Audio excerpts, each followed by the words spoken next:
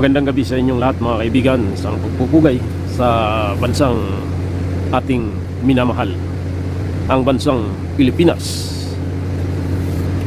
Magandang gabi Luzon, Visayas at Mindanao. Magandang gabi sa mga OFWs around the globe. And magandang gabi sa ating mga magigiting nakasundaluhan na patuloy na nakabatay ang kanilang panunungkulan sa kanilang sinumpaang tungkulin na paglingkuran ang ating bayan, paglingkuran ang ating mga kababayan sa ating lupang tinubuan. Bayang minamahal at pinaglilingkuran ng walang pag-iimbot at buong katapatan.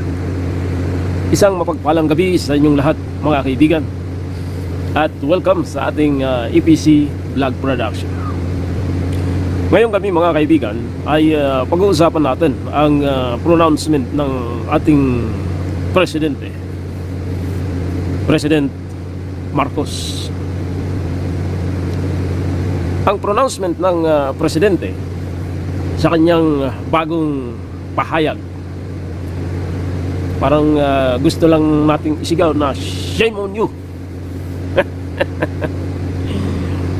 Sapagkat ang ating presidente ay parang walang bayag mga idol. Bakit ko nasabi? During the time na isinusulong ni Senator Robin Padilla ang charter change, and we all know naman during the campaign period, yun ang kanyang battle cry na isusulong ang pag-amyenda sa saligang batas at baguhin ang sistema ng ating gobyerno mula sa presidential form of government into federal system. But makalipas ang ilang buwan ay pinahayag ng ating presidente na hindi yan ang kanyang priority. And kanya pang sinabi na ang kanyang priority ay ang kanyang mga programa sa bansang Pilipinas na paunlarin ang ating sektor ng agrikultura. Kaya nung manungkulan si Pangulong Marcos mga kaibigan, ay kanyang sinabi na ayaw niya munang kumuha ng sekretary ng Department of Agriculture, at the same time siya ang tatayo bilang kalihim ng Department of Agriculture.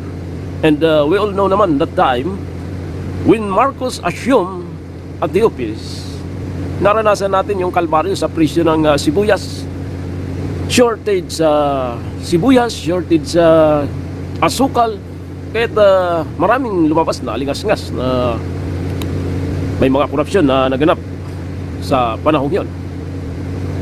But wala namang nangyari sa ginawang Senate hearing, sa Congress hearing. Walang nangyari mga idol. And may mga salswil ang naganap sa hearing na yun upang pagtakpan ang mga pagkakamali ng administrasyong Marcos. And last few days, mga kaibigan, nagpahayag ang ating presidente. May kinalaman dito sa charter change. At kanyang sinabi, hindi yung nakakatawa sa parte ng Marcos administration. Sabi ko nga while ago na parang walang bayag ang ating presidente, sapagkat bakit hindi niya tahasang aminin na siya ang nagutos kay Romualdez para isulong ang tinatawag na charter change o amendment sa ilang provision sa ating economic provision. And kung talaga yan ang kanilang layunin na amyendahan ang tinatawag na economic provision, some section nga sa ating economic provision mga idol, bakit hindi niya tahasang aminin sa taong bayan that the Marcos administration pursue at this point in time to amend the Philippine Constitution with mention under the provision of the economic provision. And i-cite nila kung ilang section ang kailangang i-amend. Because in People's Initiative, mga idol, nakalagay sa ating Philippine Constitution na pag ang tinawag mo ay People's Initiative, ang pwede mong galawin lang sa ating saligang batas ay ang ilang section na dapat i-amend. Pero kung gagalawin mo ang pangkalahatang provision sa ating saligang batas, ay mali po mga kaibigan. Maling-mali po tayo dyan. Sapagkat ang People's Initiative ay nakatuon lamang sa ilang provision sa ating saligang batas kung ito ang ating ipatatawag na gagawing People's Initiative.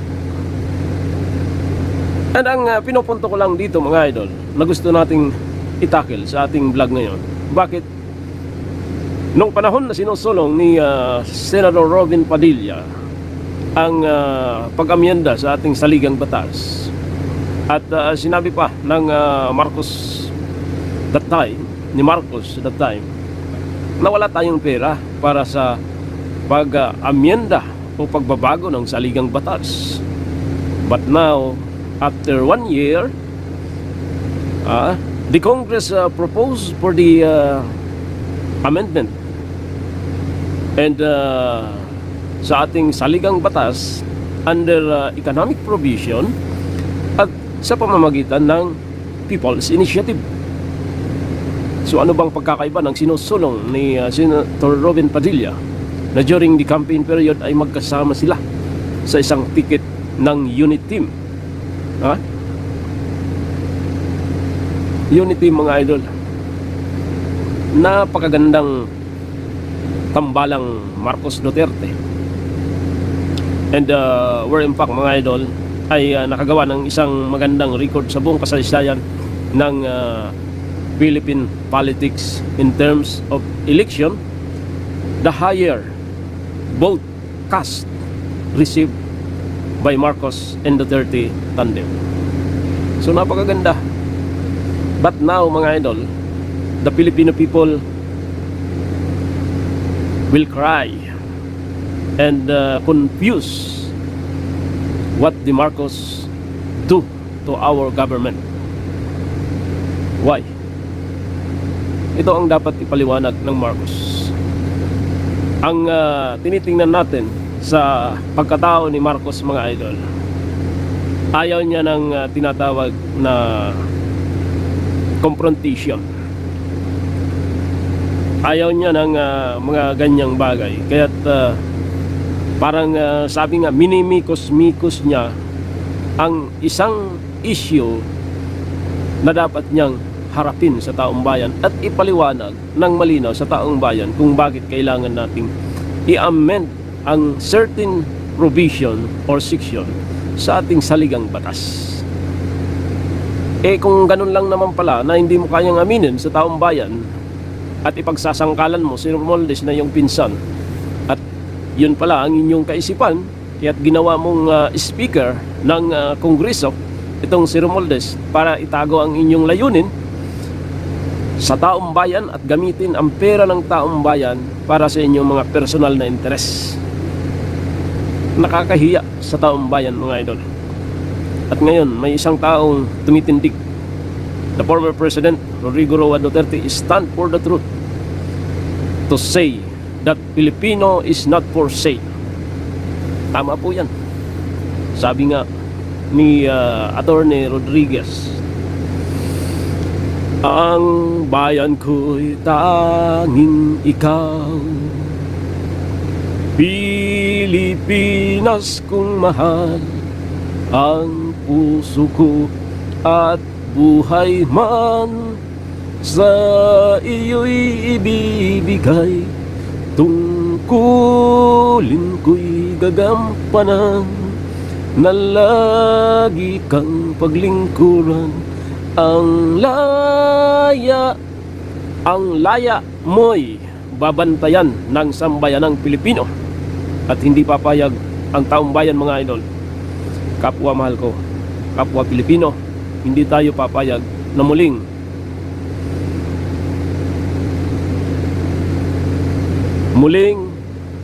isabotahe, muling maabudol muling malansi ng isang Marcos. Isipin na lang natin ang kanyang slogan that the rise, yun pa naman ang pinakamahalaga sa ating mga Pilipino. Mawala na ang lahat, wag lang ang bigas, sapagkat ang bigas ang ating buhay.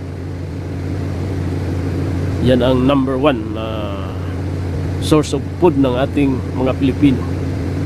Bigas, bigas, bigas, bigas. Gaano man kahirap ang buhay kung alam natin ang kakulangan ng Marcos, mga idol, ay yung walang malinaw na programa pagdating sa agrikultura na dapat sana'y inuuna niya. Kailangan magkaroon ng tinatawag na double production of rice and other fruit crops na kailangan ng taong bayan, at hindi tayo kailangang maging dependent sa importation. Kailangan tayong maging independent at maging abundant ang ating resources at production sa bigas, sa gulay, sa isda. Ito lang naman ang kailangan natin. Sa isang estado, yan ang tinatawag na backbone of the economy. Pero kung walang malinaw na programa ang isang Marcos at nakita ng taong bayan na pinagsigawan niyang hindi siya kukuha ng Secretary ng Agriculture sa kanyang panunungkulan, na ganap din, mga idol, bilang siya ang tumayong kalihim ng agrikultura, ay talamak yung nangyaring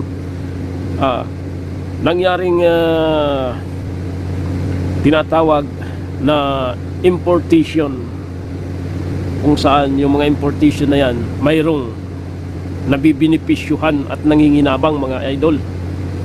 Ito yung nakakalungkot, ang katotohanan. Ngayon, dito sa People's Initiative, mga idol, ang sabi ni Marcos, this coming 2025 midterm election ay hindi na kailangang magkaroon ng tinatawag na double ang gaganaping eleksyon. Gaganapin ang People's Initiative, kung saan lalagda ang mga Pilipino ng isang manifesto na sila'y pumapayag sa isang People's Initiative. Yung pahayag ni Marcos, mga idol, na gusto niyang isabay ang People's Initiative sa midterm election this coming 2025. Ayos sana yun, mga idol.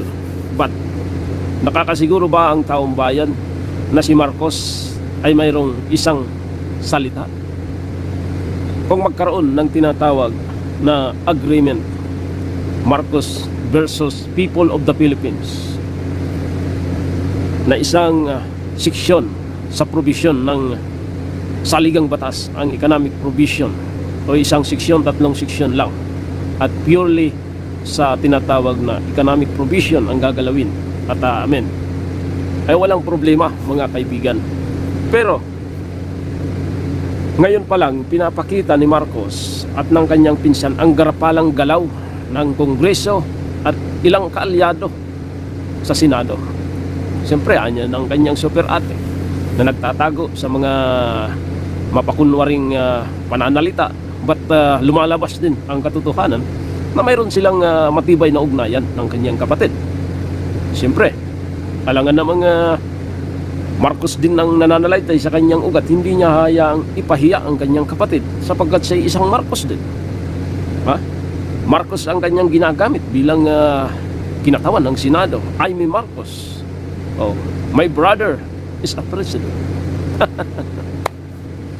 Kaya't wag tayong magpalansi sa mga ganitong alam naman natin na itong si Jaime Marcos ay talagang madrama ever since sa kanyang buhay.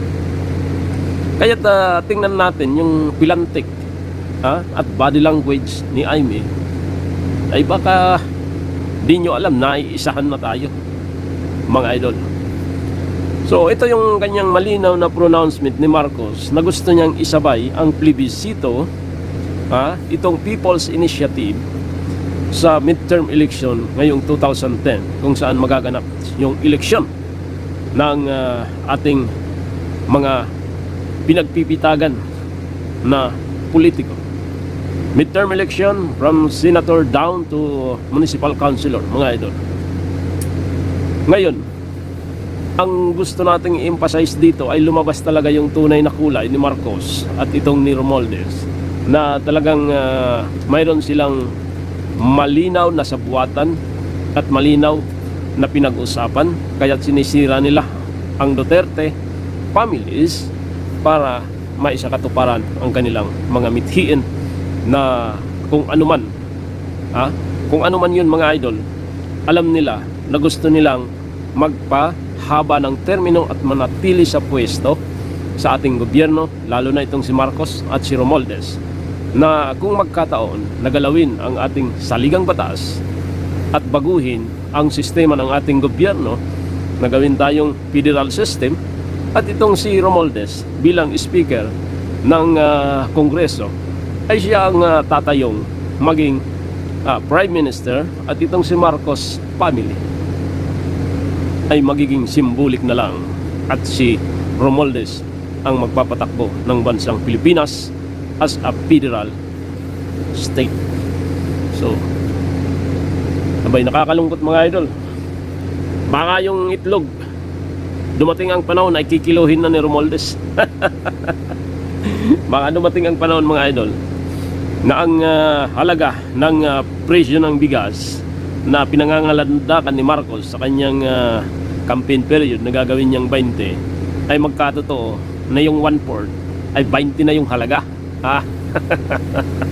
So, bantayan natin, mga idol, yung pamilyang ito na parang iniisahan tayo at gustong maghudas sa taong bayan.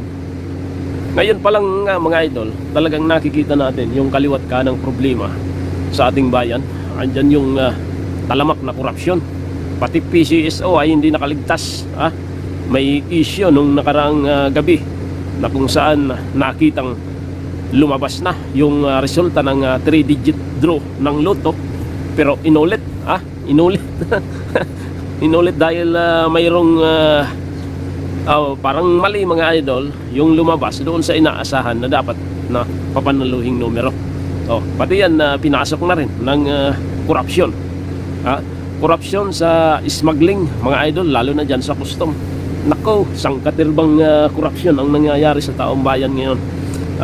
Kaya naman kaliwat kanan yung pagtaas ng presyo ng bilihin, at the same time, mga idol, wala na yung sinimulang legacy ng Duterte na pwede kang maglakad sa lahat ng kalye sa bansang Pilipinas alauna o madaling araw ng gabi ay ligtas kang makauwi sa iyong tirahan, maging babae o lalaki man.